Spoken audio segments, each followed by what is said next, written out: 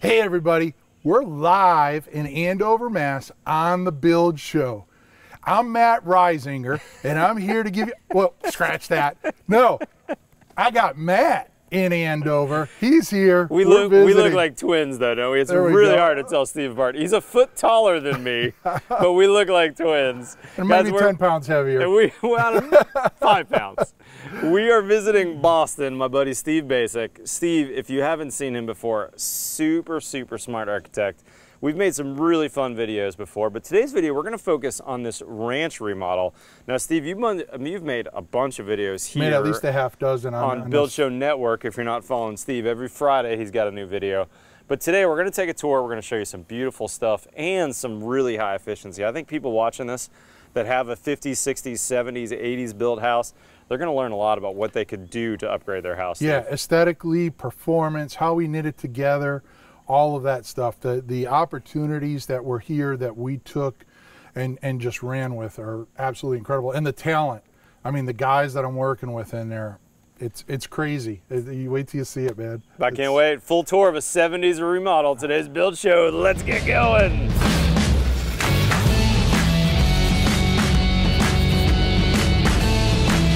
All right, Matt, so here's the front entryway.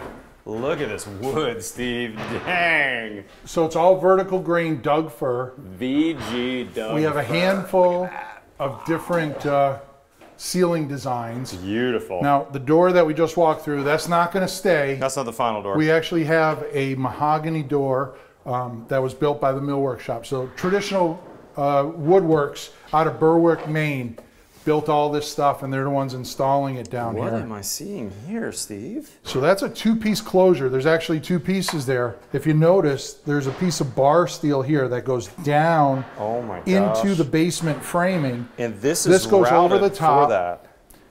Then this is drilled so there's the bar steel right there. It'll go into that. That'll have a waterfall top.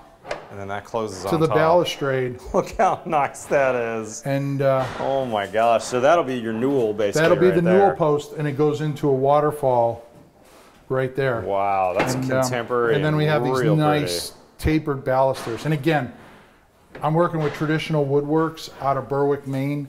They prefab everything in the house. All these pieces were cut, all the molding. So this wasn't installed on site board by board. Well, the boards were, but I mean, everything gets cut. All these columns on here, they're all prefabbed on site. They come in multiple pieces, and then they're put together just like this. Wow. And I mean, this is pretty spectacular, but look at this. We have the wall, and it's spectacular, but then you see this barrel vault here. Yeah, this is where the money is in this house. Wow. Right? What is that plywood that they've curved in there? Yeah, so it's a bendable fir plywood. Okay. So you can see here, there's 5 basically arches. Okay. So all 5 of these arches were built independently in the shop. They had formwork. They took their measurements and they had this one big arch. Wow. So they built each of the 5 pieces independently in the shop, prefabbed it all, and then literally brought it here,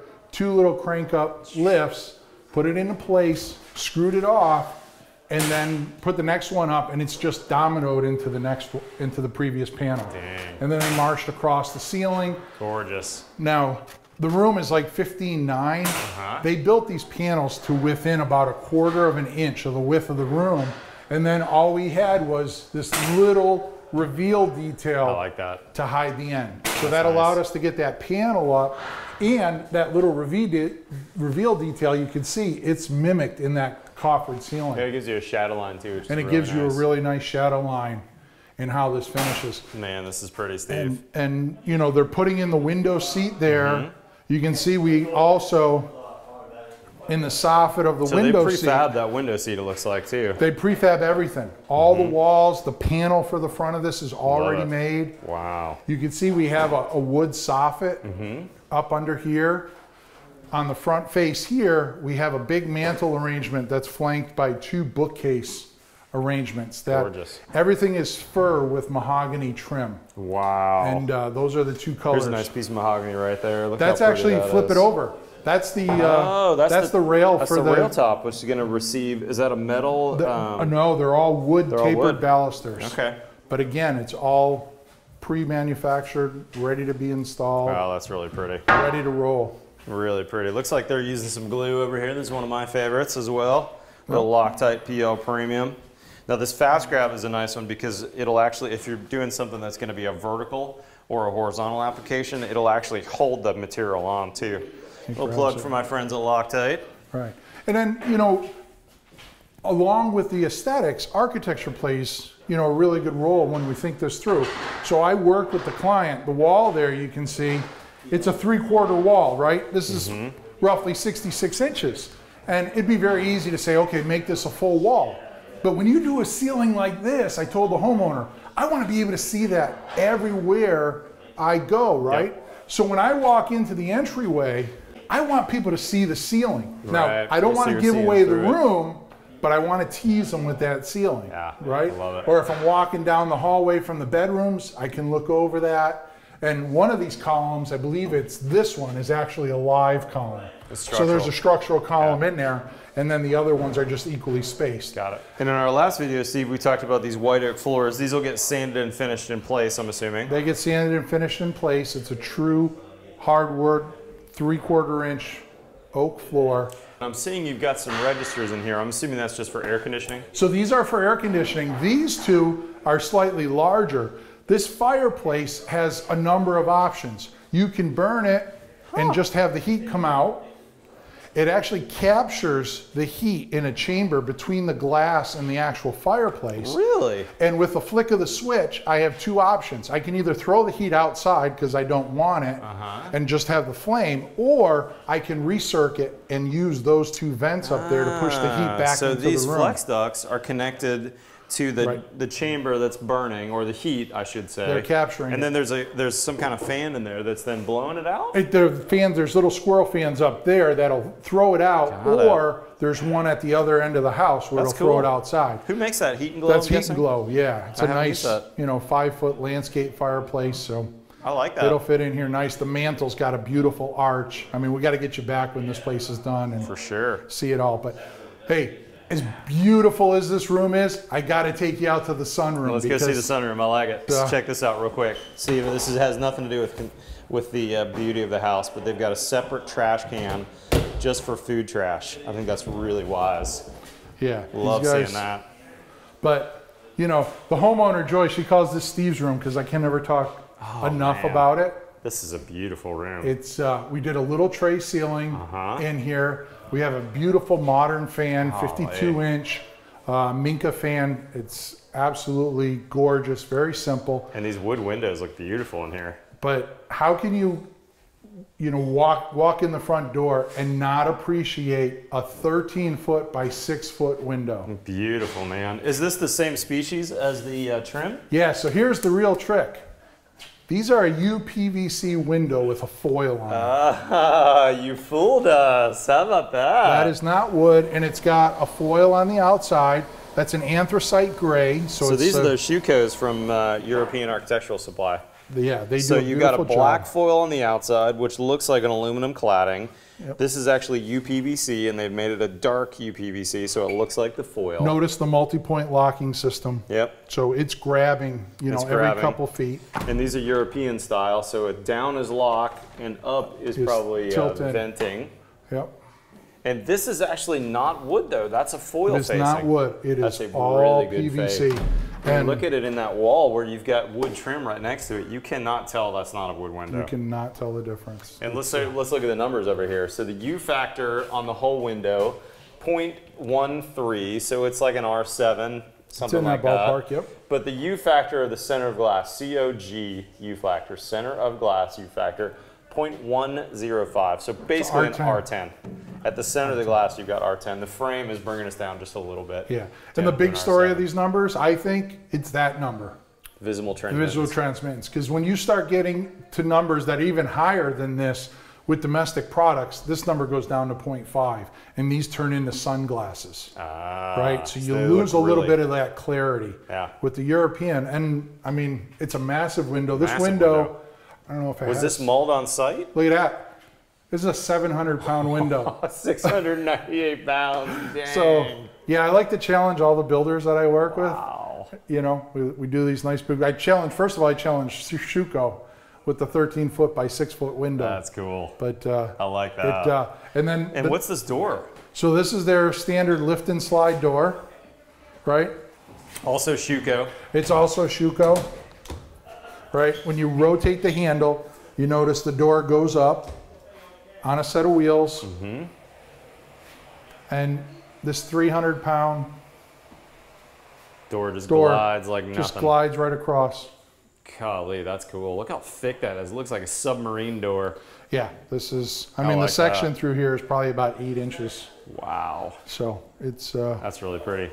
Anything else you want to show us upstairs, or can we take a little basement tour? We can take a little basement tour. We can go down there and talk about what we did. Hey, before we go downstairs, Steve, tell us, this is all new drywall, which means you probably had new insulation. What was your strategy for insulation on these walls? So this house here, it has what we would term a hot ceiling, or a cold, hot roof. So it is fully insulated up along the rafter line, not the ceiling line. We can't see that from anywhere, or can we? There is a stairway that we can go up there. It's a pull-down stair where we can take a peek up there. That'd be cool if we could see that. Yeah, why don't we do that? I think that'd be fun to see. We'll meet you there. All right, Steve. I always love the good attic tour. Yeah. This is nice. You gotta love it. Interesting to see that your HVAC guys here are using square rigid duct for the trunk line, which we usually use round. I don't know why we go round, and I see a lot of square up here. And then they're just dropping a couple feet in flex. Yeah, they like to limit it. I don't know why, but they like to limit their flex to like 6-8 foot runs maximum. And what's funny is the returns, they don't have a problem. They'll use the round on the return. They just don't like it on the supply side. And then what's our insulation at the roof deck here? So we're probably at roughly around our 50, 60, somewhere in that range. Yeah, I mean, it's... that's a lot of inches of foam. 49 is the requirement, so we're probably just slightly above that, but we have 4 inches of Lapola's 2000 4G product. So it has a GWP of 1, global warming potential. So so really, really low. It's on the good side of spray foams. And then we finish it typically with 6 or 7 inches of open cell. Okay, so we're seeing a couple inches open cell, then 4 inches of closed right at the roof deck. Cell right at the roof deck too. Got it. You know, because in this climate you want a really thick and you don't want to have the moisture moving through it. Yep. So getting to that cool roof deck. So. Got it. And now you've got a radiant floor system, so this is probably mainly doing air conditioning here. You've got a carrier system, but this is a heat pump. I see there's no gas coming into this. Yep. So you could run supplemental heat on here as well. Certainly, we could put a heating coil in there if we needed to. I've never seen this box before. What is this Aprilaire doing for you? So that's a humidification system. Oh, a humidifier. So we have a lot of woodwork downstairs. So just the couple there for on the comfort side, they want to maintain that humidity in the in the winter months. So this is a water line coming in, and this is going to add humidity. So it basically squirts a little steam in there. Oh, and adds it to the air generator. Yeah. Oh, wow. So and it'll insert a little air into that air stream and raise the moisture content. So this is actually feeding steam through this line and into the return side on the furnace. Exactly. That's really neat. And then you got a big old Aprilaire filter in here too. I love these. Yep. We use a lot of these where I am too. Really easy to change this filter out. There we go. And you've got a MERV 13 in there to start with, but you could upgrade that to MERV 15. Yep. You might even be able to get a MERV 16 for this. I'm not sure. I can't. Yeah, you get a MERV 16 on here too. Gotcha. So 10, 13, 15, 16 in your options. Nice thing about these two is you just change them once a year. Yeah. They're really, really easy to change. Once a year, change out. This attic's cool, man. Yeah. All right, Steve, what I really want to see, though, is what I don't have at all. I do a lot of these conditioned attics in Texas. I don't have any basements. Will you give me a basement tour? Yeah, we got 2,000 square feet of below-grade space in this house. We'll meet you down to the basement. Check out this basement. Oh, man, I love basements. I miss basements. I grew up in the Northeast, but in Texas, you know, we have rock 6 inches down. Plus we have no frost lines, so it's really hard to get a basement. This is nice space. Yeah, we're probably 2,000 plus down here. So this is 70s house though, right? So this is an old foundation, old basement. There's an old foundation, old basement. We put 3 additions on the back. We'll jump outside, we'll take a look at that in a minute. But, you know, coming down here, part of the strategy is kind of whole house insulation. I have had houses where we've actually cracked the slab and pulled it out, insulated it, put a new slab in. It wasn't in this one's budget. We're connected to the earth here, We're connected to the earth. We're coupled there. So the new insulation goes from the ground, or from the slab up. Okay. You know, here we're going to have a nice little kitchenette. Ooh, on the other side there, we have a powder room, so you don't have to go upstairs for the bathroom. And sump pump in the corner here? So this isn't a sump pump. This is actually a grinder ejector pump. So everything, you know, architecturally it's laid out. So we have the sink, the toilet, and the sink for the kitchenette. It's all right here. Dumps into there. That ejects up, and it'll connect to our sewer line right here. So it only needs to go up a couple feet. It just needs to go up a couple feet. I mean, the invert on that isn't very large. And that sewer going through the wall, they builders refer to that as a hung sewer. Hung sewer. Meaning it's not below the grade of our floor slab. It's hung up above. But as long as we can get that black water above that level, then it can flow downhill. Then it'll flow downhill. And go right back into the sewer again. Also notice you've got a wall-hung carriage in here. This is a wall-hung toilet. Yeah, every bathroom in this house is outfitted with a Toto wall-hung toilet. Very cool.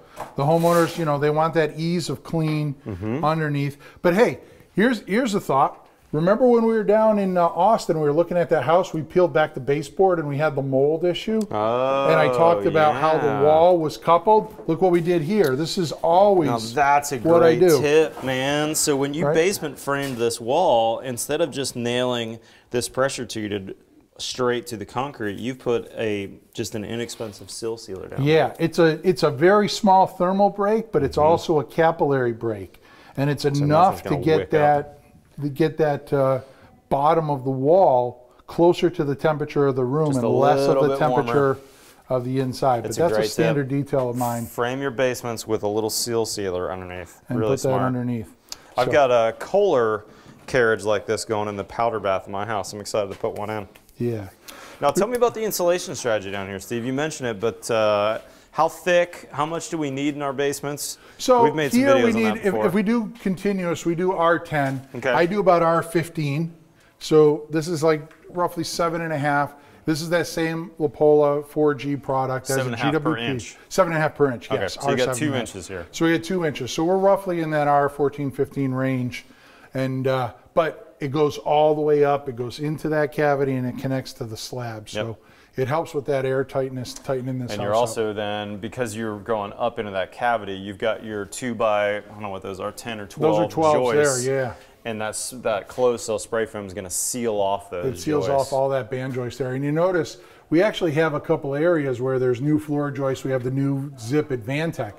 Part of this, the 70s ranch, had a couple dropped floors that the homeowners hated. They wanted everything on the same level. So we cut out, you can see as this marches along right here, it switches to the old floor system again. So that's the old 2x12. That's the old 2x12 that was up. This was a floor that was down that we now push back up. So that improves the quality of life down here in the basement by pushing it up. Got it. Got one other thing to show you. Before we leave, one thing that I don't see very often is this right here, Steve. Oh, the strapping. Yeah, I forgot. You're from Texas. We don't do that down strapping.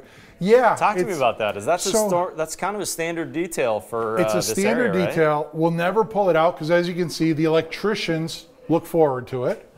Because they just run their stuff. Staple. They can staple in between. Plumbers can put a small pipe in there. Which also means then you're not drilling a bunch of holes and compromising your 2x12s, right?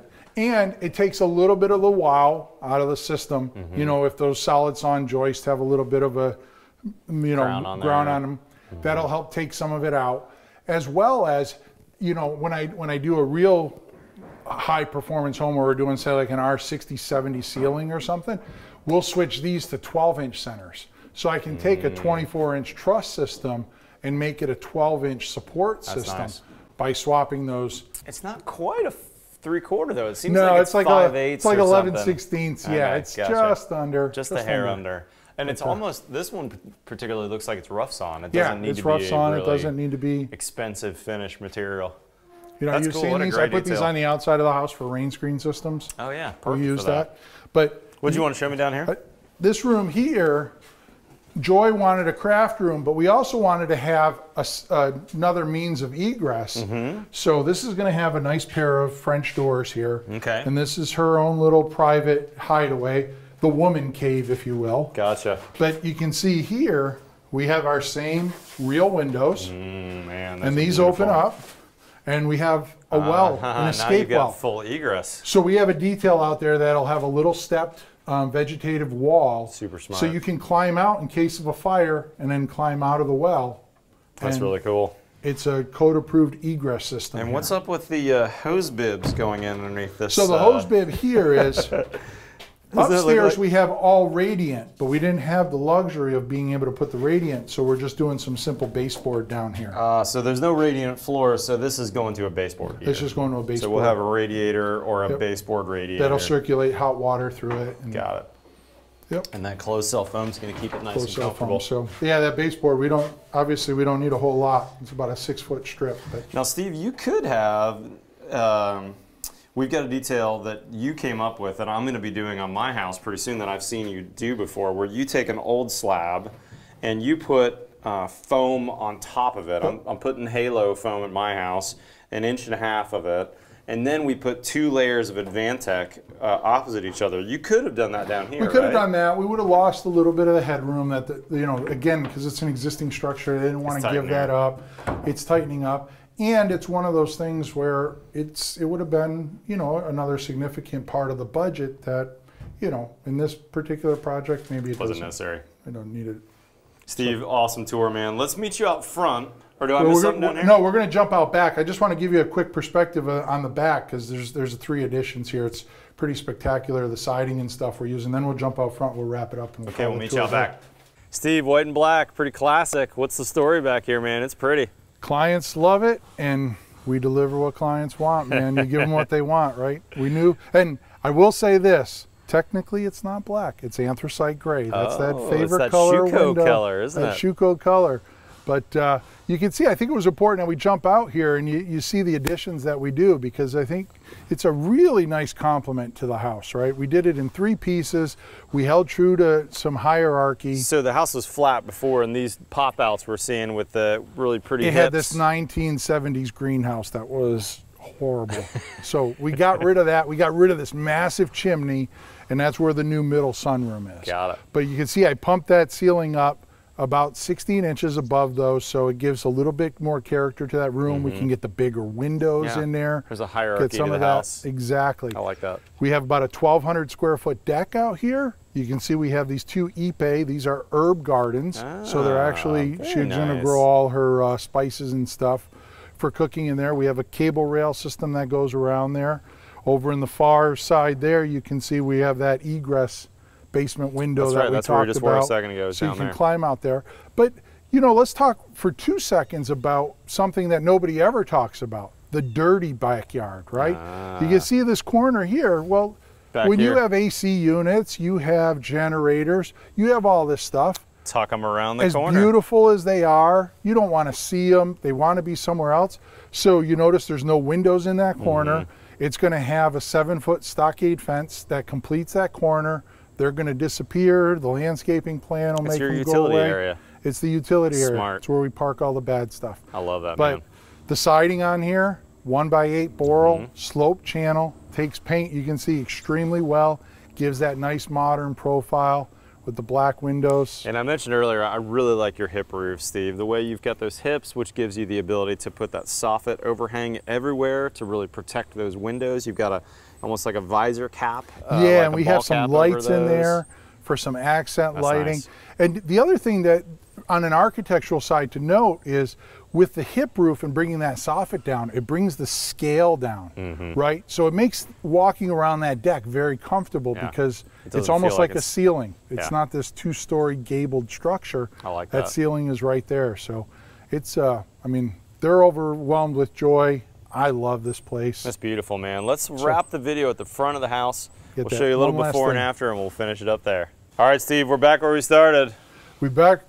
Before we go, I just wanted to point out this beautiful portico. Again, traditional millworks made all of these tapered columns for us in the shop.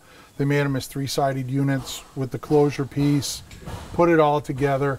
And this, the funny story is this wasn't part of the original design. We had this god-awful portico that I hated, and I waited until we got well along with the design, and I sprung it on the homeowners. I didn't even ask them about it. I just came over with a new model and said, you know, let's talk about the front. And they're like, oh, we were going to keep that. And I said, no, let's rethink that for a second. And they're like, well, what were you thinking? So they were open-minded. I showed them the model. They said, you know what? We absolutely love it. And so we took this god-awful portico, and I'll show you an old picture here. And then that old picture, we changed it, we pulled it off. And the beauty was, you could see the white there on the brick. It wasn't tied into the masonry wall. The portico was built onto it. Oh, interesting. So literally, the excavator grabbed it, just pulled it off the house. And it just collapsed. Right, the roof was attached, but the brick piers and stuff on the side, they came off. But anyways, we got this nice entryway now. Bluestone cap. Bluestone cap. These gorgeous. This looks like a PVC, like a Versatex material. Yep. It's gorgeous, man. But great work, Steve. But not only that, I mean, the house, not only is it beautiful, but it's super efficient, really airtight. It's going to be really comfortable for these new homeowners. If you haven't seen our video that Steve and I made, we did a whole video about the floors in here. He's got Warmboard radiant in-floor heating, which is going to heat up those hardwoods. I got to spend some time with your homeowners. Really, really kind people. Yeah, this is great. And for those of you that don't know it, you go on to Build Show Network. I have a whole series of ranch remodel videos that take all these aspects that we talked about in this video into really high detail. We go back to the office, pull out Big Red, throw down some explanations. He's got some great videos, y'all. So, in the description below, I'm going to have a link for Steve's Instagram feed. He's making great stories every day and great pictures. Sign up also for our newsletter. Steve's got new videos every Friday on Build Show Network. There'll be a link for that below so you can get a notification on that. Guys, huge thanks to Steve and his homeowners for allowing us to tour through. Beautiful, beautiful work, Steve. If you're not currently a subscriber, hit that subscribe button. We've got new content here every Tuesday and every Friday. Follow me on Twitter and Instagram. Otherwise, we'll see you next time on The Build Show.